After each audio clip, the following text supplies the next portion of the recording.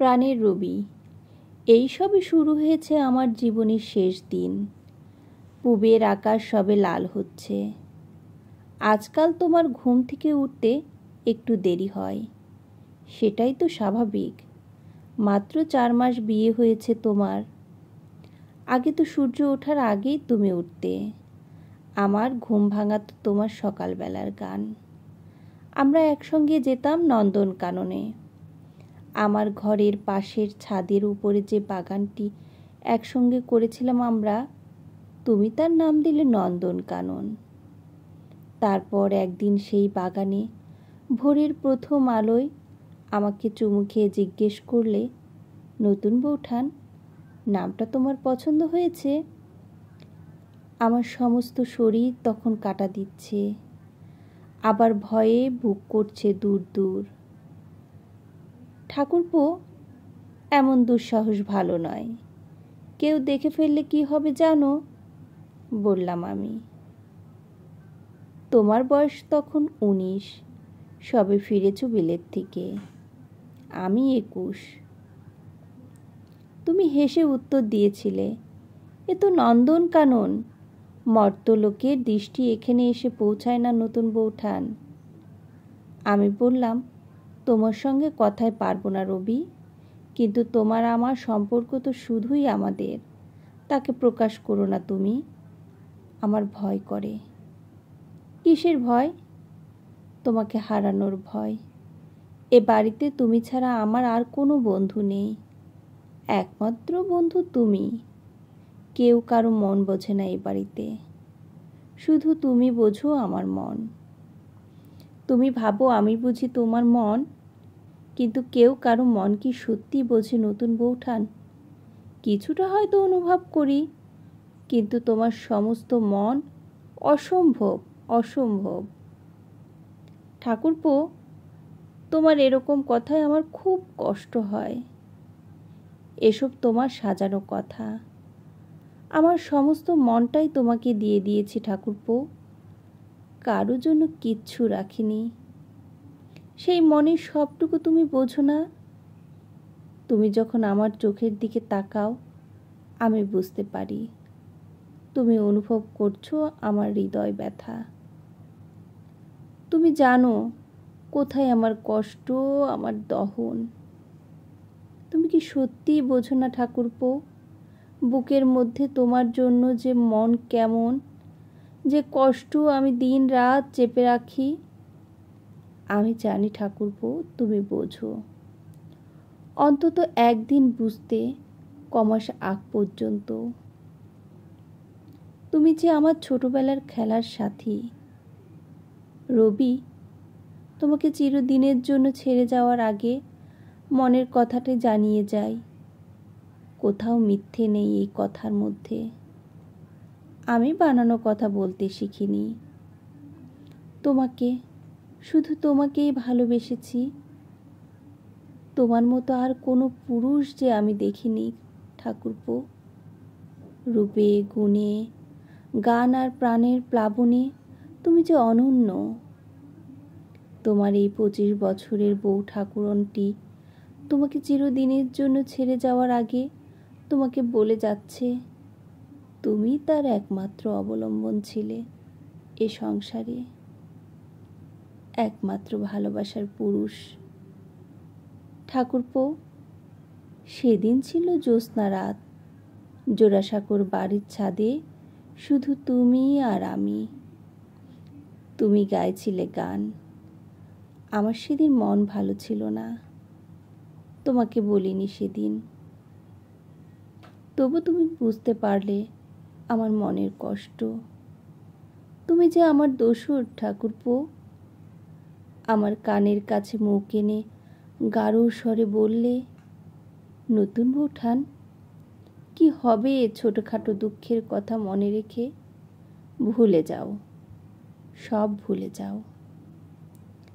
ভুলতে বললেই কি ভুলতে পারা যায়?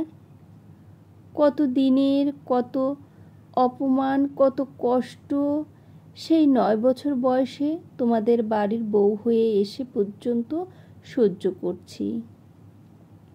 বলেছিলাম আমি। তুমি আমার হাতের উপর হাতটি রেখে শুনশান বিশাল ছাদটির এক কোণে অনেকক্ষণ দাঁড়িয়ে থাকলে। তারপর বললে, নতুন বৌঠান, জ্যোতি দাদা এখনো আসেনি বুঝি? আজকাল তোমার জ্যোতি দাদার বাড়ি আসার কোনো সময় নেই।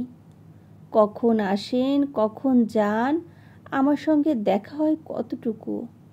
কাল রাত্রে তো জানি মেজ বউ ঠাকুরানীর ওখানে গান বাজনার আসর বসেছিল, আমিও ছিলাম কিছুক্ষণ। জ্যোতি দাদাই তো সেই আসরের প্রাণ পুরুষ। জ্যোতি দাদা যে সেই মজলিস ছেড়ে আসতে পারবে না সেটা বুঝতে পেরেছিলুম।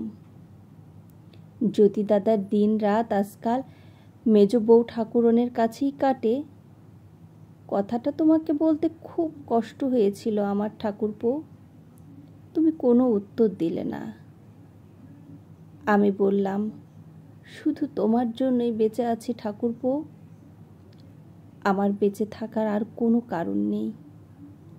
ঠাকুরপো, এ কথা শুনে তুমি আমার দিকে তাকালে।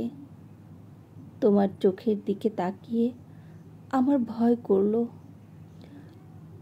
আমার মনে পড়ছে চাঁদের আলোয় তোমার সেই রূপ, যেন এক তরুণ দেবদূত। কিন্তু তোমার চোখের দৃষ্টি আমাকে শান্তি দিল না। মনে হলো আমার শেষ আশ্রয়টুকু চলে যাবে। ঠাকুরপো, সেই রাত্রে চাঁদের আলোর মধ্যে তোমার বুকে মাথা রেখে আমি আরও একবার নিশ্চিতভাবে বুঝতে পারলাম, তুমি আমার জীবন থেকে চলে গেলে আমি বাঁচব না, বাঁচতে পারবো না। তুমি আমাকে নিবিড় করে জড়িয়ে ধরলে, কিন্তু সেই আলিঙ্গনের মধ্যে কোনো আশ্রয় পেলাম না, যে আশ্রয় আমি চেয়েছিলাম। আমি কেঁদে তোমার বুক ভাসিয়েছিলাম। চাঁদের আলো মিশে গেল আমার কান্নায়। তোমার দিকে মুখ তুলে দেখি তোমার চোখেও জল। সেই প্রথম তোমার চোখে জল দেখলাম ঠাকুরপো। চাঁদের আলোয় চিকচিক করছে তোমার চাপা কান্না। আমি বললাম, ঠাকুরপো, তোমার জন্য আমার মন এতদিন ধরে যে মালা গেঁথে রেখেছে, আজ এই চাঁদকে সাক্ষী করে সেই মালা তোমার গলায় পরিয়ে দিলাম। তুমি তোমার জীবনে আমাকে বরণ করে নাও। তোমার চোখের জল নিঃশব্দে ঝরে পড়ল আমার কপালে, আমার গালে, আমার বুকের ওপর। প্রাণের ঠাকুরপো, জীবনের এই শেষ দিনে তোমাকে ছেড়ে চলে যাওয়ার আগে অনেক কথা মনে পড়ছে। কত কথা, স্মৃতি, হতাশা, অপমানের বেদনা, একাকিত্বের কষ্ট সব জমে আছে বুকের মধ্যে। অনেক কথা তুমিও জানো না, কিন্তু মৃত্যু যতই কাছে এগিয়ে আসছে, বিদায়ের ঘণ্টা যতই শুনতে পাচ্ছি, ততই যেন এলোমেলো হয়ে যাচ্ছে মন। ভাবনারা সব ছড়িয়ে যাচ্ছে, তাদের ওপর আমার শাসন ক্রমশই আলগা হয়ে যাচ্ছে। মনের এই অবস্থায় গুছিয়ে লেখা আমার পক্ষে সম্ভব নয় ঠাকুরপো, কিন্তু তবু লিখতে আমাকে হবেই। না লিখেও আমার মুক্তি নেই গো। কোথা থেকে শুরু করব বলো তো? 1859-এর 5 জুলাই আমার জন্ম থেকে। ঠাকুরপো, কেন তোমাদের মতো অভিজাত ধনী পরিবারে জন্ম হলো না আমার? তাহলে তো এত অপমান সহ্য করতে হতো না। ঠাকুরপো, আমার অপমানের গল্প কিন্তু শুরু হয়েছিল আমার জন্মের আগে থেকেই।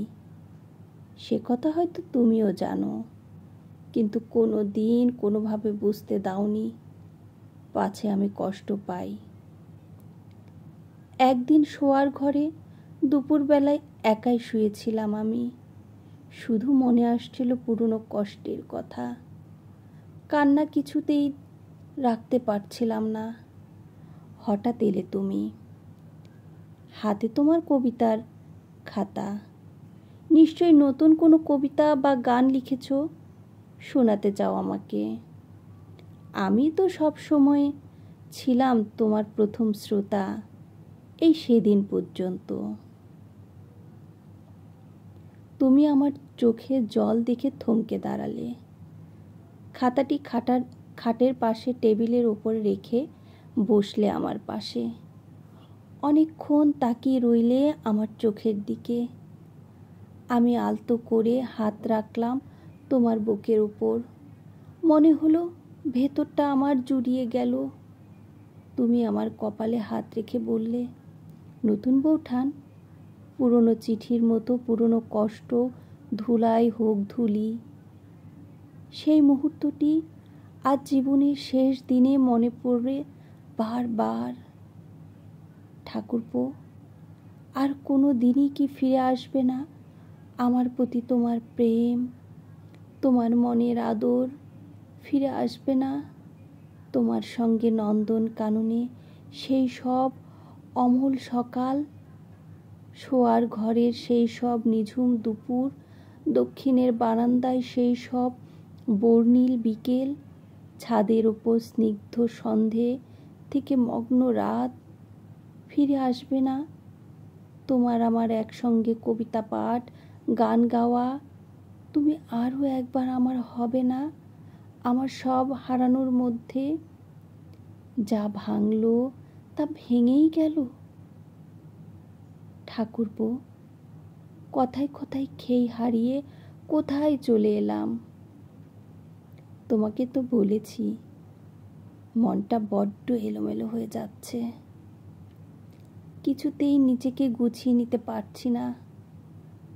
বলতে যাচ্ছিলাম আমার জন্মের আগের কথা, সে কথা বলতে গিয়ে কোথায় চলে এলাম।